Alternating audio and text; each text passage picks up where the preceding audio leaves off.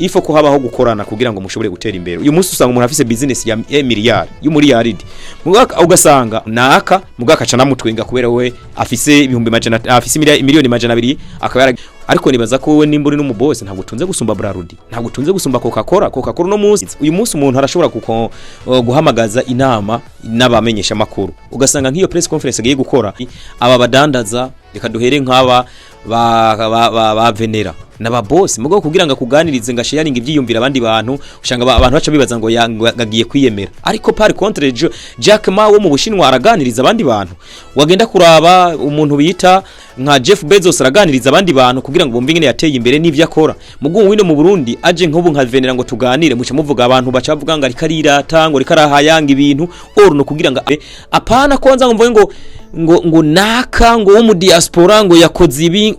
kuko wampaye amafaranga mu diaspora kuko aba diaspora beshi baza bagamije abantu bamenye za triangle de Bermude uno munsi bariko ravuga Salvador ni kubera iki ifatwa nk'igihugu cyarongowe n'umuntu witwa ngo n'umudictateur Nayibu Bukele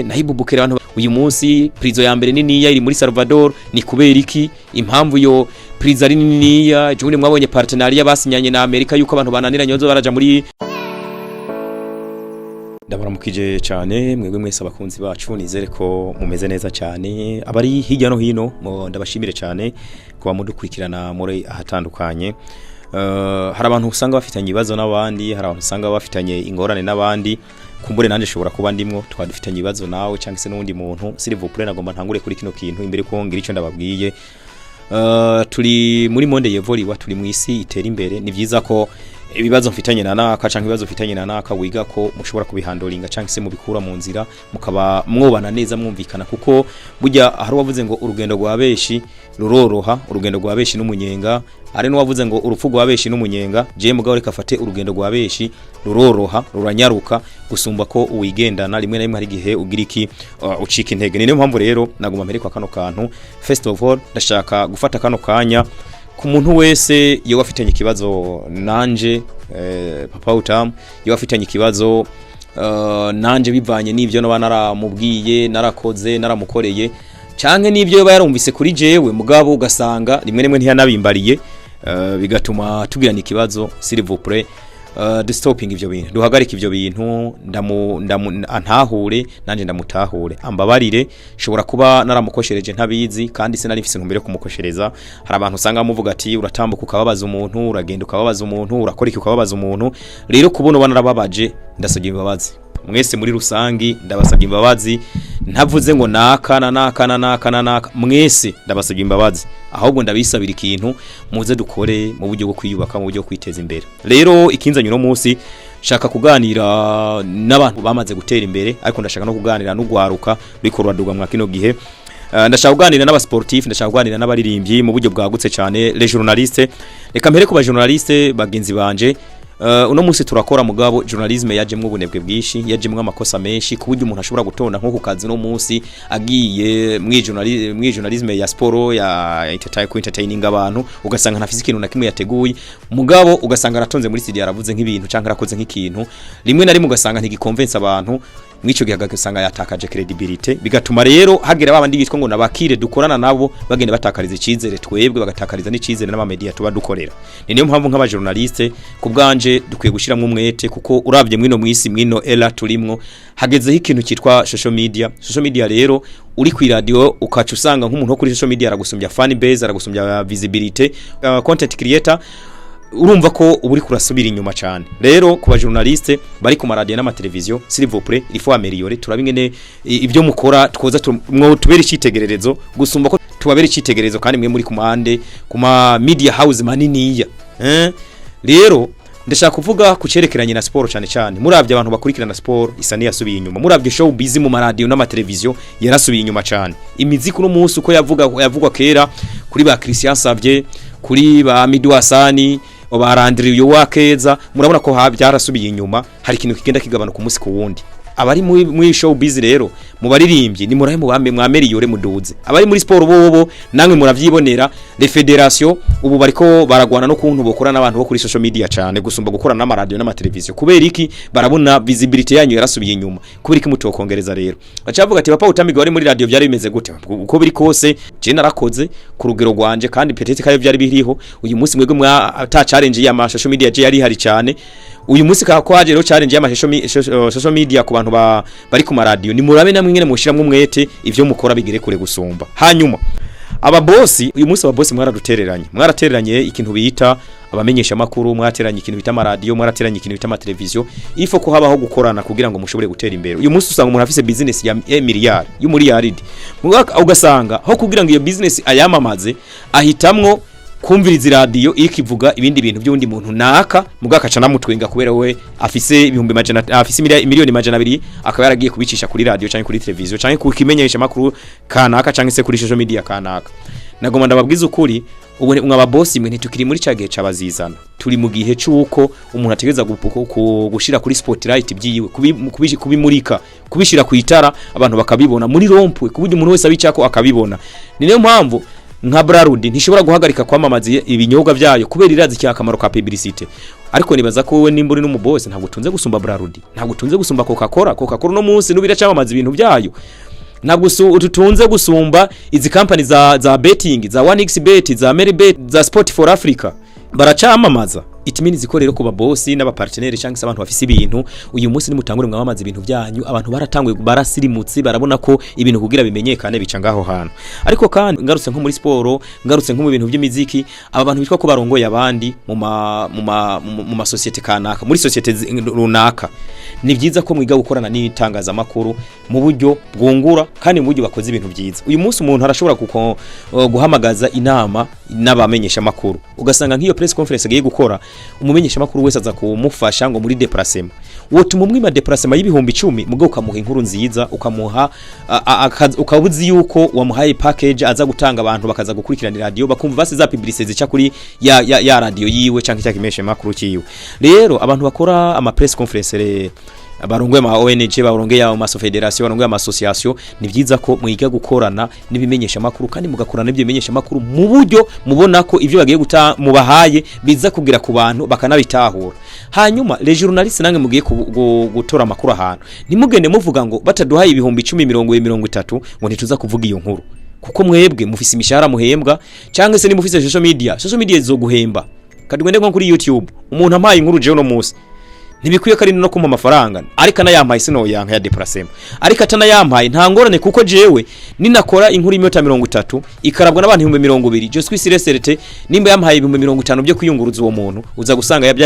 ya shosho ya nkuru yampa iza kundandariza gusumba ibyo 50 yampaye itimini ziko sinkwiye gusiba ahantu bantumiye n'abadutumira mudutumira ahubwo mutumire n'abantu bafise social media kuko nabo barashaka kudandaza uburyo bashaka kudandaza muze murayo gusa ko bashaka gushikana ibintu byanyu aheza hashoboka babishikane mu buryo buri positive apana kwa bushikana mu buryo buri negative rero ibyo nibaza ko ku bantu bafise ibintu uyu munsi ni mu gihe cyo kwamamaza habe gukorana n'itangaza makuru habe gukorana n'amafederation habe gukorana n'abakinyi habe gukorana n'abaririmbyi ibyo byo bari byiza cyane hanyuma je nagomba kwisabira mu misiza hari ikintu ushaka kwinjiramo ni nayo mpamvu mpisemwe kuvuga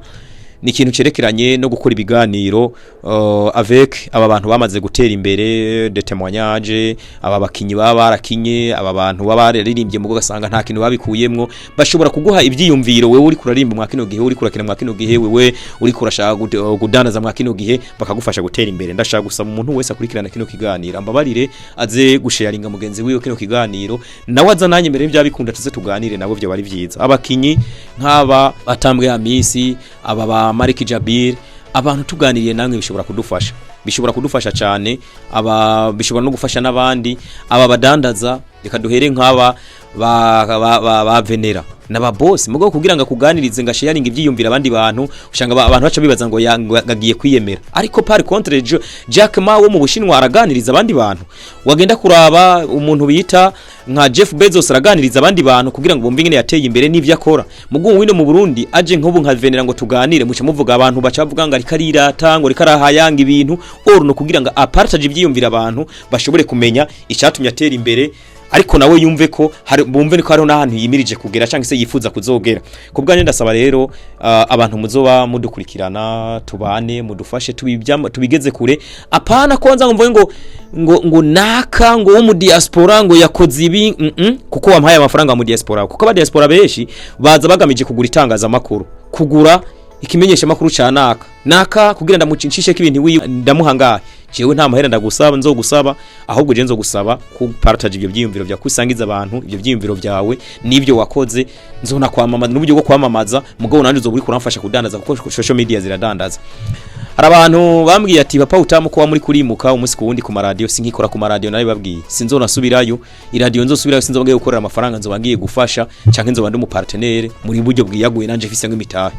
Impamvu si yindi, uyu munsi abantu batabizi iyi YouTube mutubona ko canke za Facebook mutubona ko zirinjiza amafaranga gusumba ayo maradio. Ndababwije ukuri, abamenyesha makuru benshi ku maradio y'ibihugu heshi hirya no hino mu mazimisi mubibona bariko barahiba ubuzi bwa ku maradio ku mateleviziyo y'ibihugu bakaja kwishingira ma YouTube channel. Suko ari njiji, suko ari bijuju, nuko babona akamaro bino bintu bifise. Niyo mpamvu uriko ndabona runo gwaruko ariko raza gwa kino gihe nimuharanire kuza mu mabifu n'abantu, ahubwo muharanire kubaka amazina meza azotuma mugira iki muja kuri platform zanyu mwaramaze kubyubaka iryo zina ugatera imbere mu buryo bworoheje cyane. Rero je ahubwo nanahamagara n'undi gwaruka bikunze muje kuri za YouTube mukore amafaranga, ariko ikibabaje ni kimwe, bamwe muza ari kugira ngo abantu babafane, bamwe muza kugira ngo abantu bababone, oroho mwoje kugira ngo mukorere amafaranga ariko ndabibabwije ukuri. Hanyuma ikindi kintu cyatumye mu radio suko ntari nshoboye, ahubwo ikintu cyari gihari nuko peut-être ubona ibyo winjiza hari ahantu bingana gute, kandi turi muri monde ya business, turi muri monde ya kimonopole, umuntu ari ibako bisaba ko wibako mu gukora mu kurondera ikirambere s'abantu bakurabira, ahubwo ugakorana n'abandi ukora bati byo ndiko ndakora biranteza imbere. Bivuze ngo rero jewe kubijamwo nuko nabonye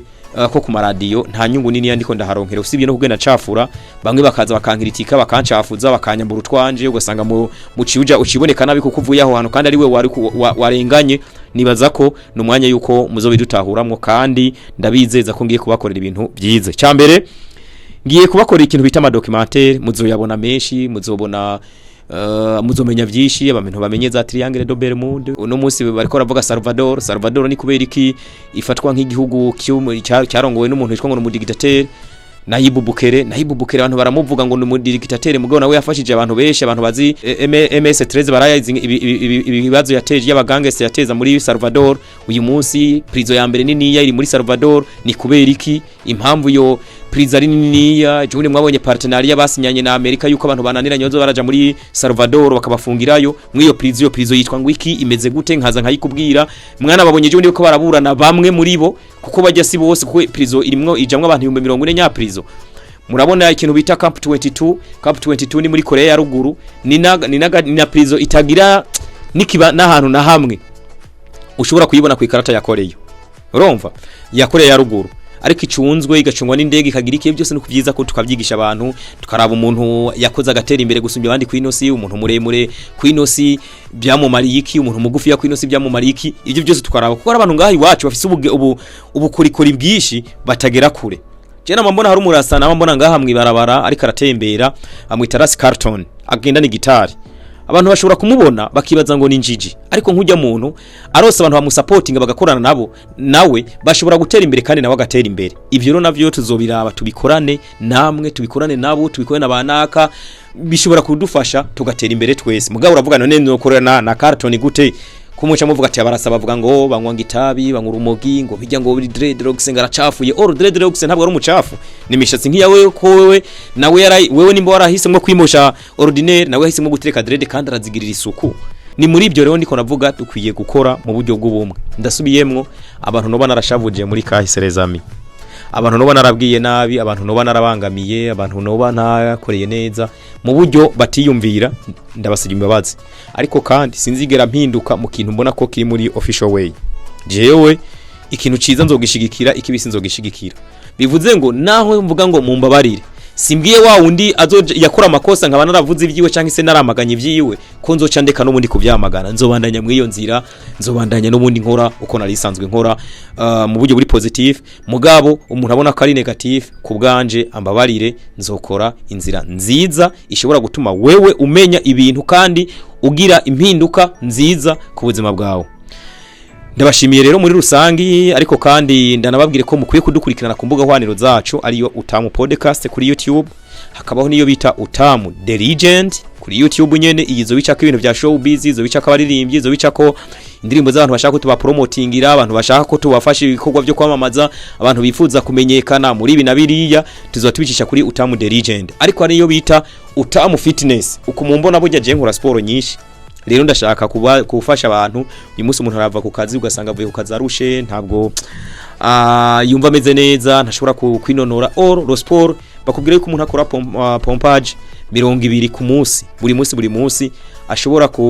yari kuzomara imyaka 50. Burya yubikoze umwaka uba wongeje ko ngo imyaka 5 kuri ya myaka wozomaze. It means ko rero ndashaka gukora ikintu bita Utamu Fitness. Muzosanga kuri YouTube nyene yitwa Utamu Fitness, muze muragikurikirana. Hazobarika ibintu byinshi, tuzadukora sport y'iminota niburi nka 30 baye nyinshi, ushobora gukora hariho hose, uri muhira, uri mu kazi, urashobora kuba uri ku kazi ukavuga ati ndahejeje, ndafise uduteni mu modoka, reka nkore uduteni nkorere hano muri barza yo ku kazi, nkorere kwibarabara, ndacangaruka n'ubundi ku kazi ukinonora. Ni ibintu bisanzwe. Mu gatondo ndabyutse 11 z'igitondo, reka mbaze nkorere sport. Uri muhira atagurinze kuja muri gym ngo ndinde kuja ngo muri sare ngo ndinde kuja kuriha amafaranga. Ibyo rero tugiye kubibafashamwo, muje kuri Utamu Fitness, muzoza murabikurikirana umunsi ku wundi. Baririmbyi tuzobana neza, abakomediye tuzobana neza, abifuza ko ibikorwa byabo bitera imbere tuzobana neza, abifuza ko tubabera tubakavaringira ama evenema yabo tuzoyakavaringa nta kibazo, haba kuba mu MC, haba gutegura imanza. Turafise timu yagutse izo bidufasha, ari no tuzoba presenta mu misi z'abantu tuzoba turi kumwe, tuzoba dufashanya mu byo bikorwa byacu. Abantu bifuza ko nka mariage, guteka muri mariage, mu buryo abantu batanabizi buyaje muri kaminuza narize hotelerie tourisme, ibintu byerekeranye no gufungura, cuisine yo mu Bufaransa ndayibona, yo mu Butaliyani ndayibona, yo muri Espagne ndayibona, ndabitahura. Usibye ko peut-être umuntu atabagenda yiyamamaza akora ibi na biriya. Itiminizi ko turafise timu rero yagutse, turakorana. Bivuze ngo umuntu afashaka gukora evenema yose, ikintu cyose yifuza ko dukoramwo twomufasha. Byo kwemusinga navyo, haba mu manza za mariage n'amadote, gukwa turakwera abantu, turorosha mu mastade, mu ma event, abakomedie mushaka, abaririmbi mushaka gukora ibiteramo bikaryoha avec mu MC. Atanabazimye ko sinifuza gukora mu buryo bwo gushaka kwiyagura cyane, twifuza gukorana n'abantu. Iyo ukorana n'abantu rero ugashaka kwigira hejuru, hari igihe rimwe na rimwe usanga wishe n'ivyo wokijije. Rero turifuza gukorana n'abantu atawe tuzimbye, kandi nako atawe tuzimbye. Bibaye na ngombwa partenariat zirabaho, nta kibazo nazo nyene, muze dukorane rero. Umusore wanyu ndi ngaha umunsi ku wundi, tuzoyaga byinshi, ndabibijeje tuzoyaga byinshi, kandi c'est le moment de travailler en collaboration avec vous. Merci beaucoup rero. Munambwira muri commentaire cyo mwumva twokora, twokongeza mu canke se twohindura, byo bari byiza cyane. Nibeza ko tuzokora umunsi ku wundi, nange muzobane nako umunsi ku wundi. Ni Utamu Podcast kuri YouTube. Utamu The Legend nababwiye ko ariho bya mbindi bya entertainment byose bizoba biri. Utamu Fitness ni ya sport, ni ya gym, tuzoba dukorana namwe mutarinze kwiyunguruza ngo mugere kure les amis. Mugira ibihe byiza cyane, turabakunda cyane. Twandikire muri commentaire ibyo mwifuza ko twokora, byo bari byiza cyane. Murakoze.